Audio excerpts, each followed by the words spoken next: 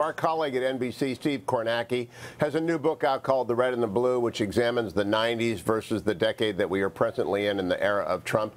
And in fact, the slow-building drama of impeachment proceedings is real. Democrats don't want to talk about impeachment, but they will move to impeach the president immediately if they gain control of the House in the November election.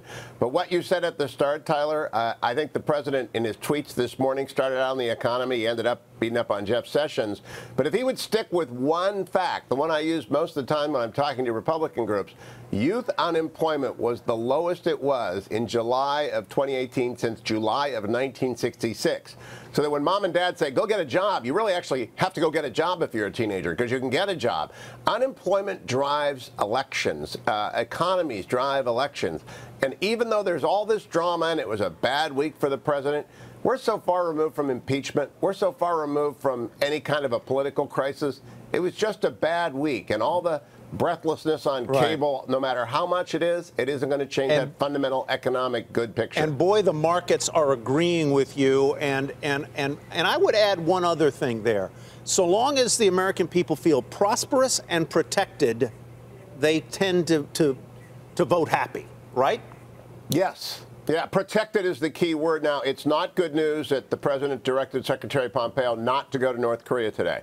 We've had a bad news day all day long. In fact, Senator McCain announcing he's discontinuing treatment. Great American. That's sad news as well. But we do have a $716 billion defense budget. We do have new technologies coming online. Our friends in Silicon Valley are finally getting into the game, fighting the Iranian disinformation campaign as well as the Russian things.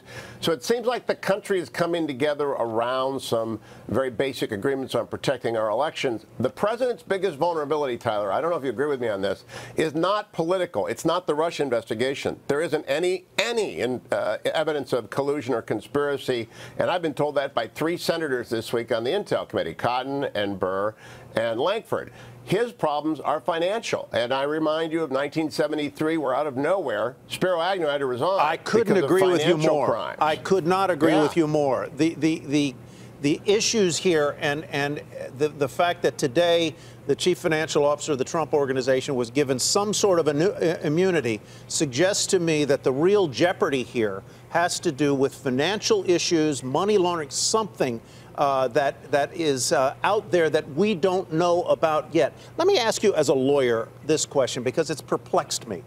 There's a great legal discussion over whether a sitting president can be indicted or not. Why not?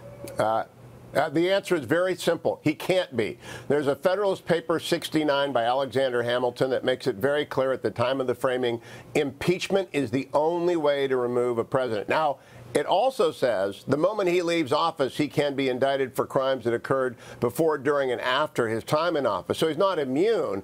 It's just he can't be indicted while in office. And that's not really a debate. I see some people on TV that don't study it, haven't talked about it.